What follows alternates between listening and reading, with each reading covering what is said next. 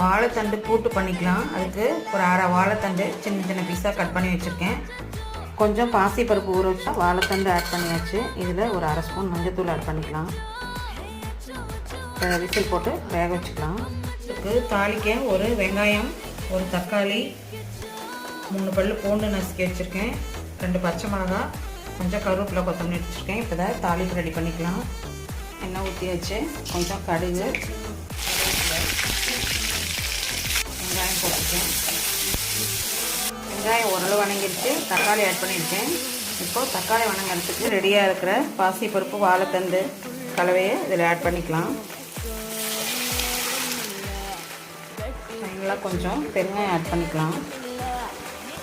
வாழைத்தண்டு கூட்டு சூப்பராக ரெடி ஆயிடுச்சு. ஃபைனலாக அதில் கொஞ்சம் ரெடி ஆயிடுச்சு. இது சாதத்தோட சப்பாத்தியோட தொட்டு சாப்பிட ரொம்ப டேஸ்ட்டாக இருக்கும். இந்த மெத்தடில் ட்ரை பண்ணி பாருங்கள். தேங்க்யூ.